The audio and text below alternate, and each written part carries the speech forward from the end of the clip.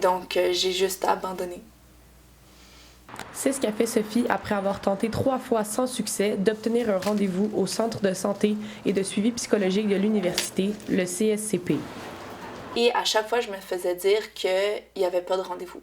Donc, il était impossible pour moi d'avoir un moment avec un psychologue. Et ça, c'est juste pour le premier rendez-vous de dépistage. Sophie est consciente qu'il est impossible d'avoir assez de ressources pour l'entièreté des étudiants de l'université, mais elle croit qu'il serait important que tous ceux dans le besoin aient accès à un premier rendez-vous. C'est vraiment mauvais quand une personne est en situation critique et qu'elle a besoin d'aide, qu'on la laisse encore une fois elle-même, surtout après qu'elle a fait les démarches pour avoir de l'aide.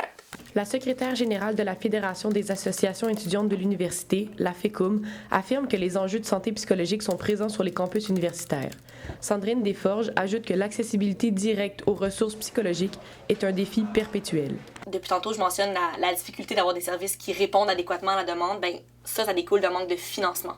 Puis le financement, il ne vient pas que des milieux universitaires parce qu'eux aussi ont leurs limites. Il doit venir à un certain point du gouvernement qui injecterait une enveloppe, par exemple, dédiée à la santé psychologique. Puis c'est là que je pense qu'il y a encore beaucoup de travail à faire. Considérant que les services sur le campus sont saturés, la FECUM a mis sur pied la campagne Ça va aller, qui propose un site web centralisant l'ensemble des ressources qui sont disponibles à l'extérieur du campus. Donc on essaie de trouver d'autres façons là, pour répondre à la demande et s'assurer d'avoir un soutien adéquat pour les étudiants et étudiantes.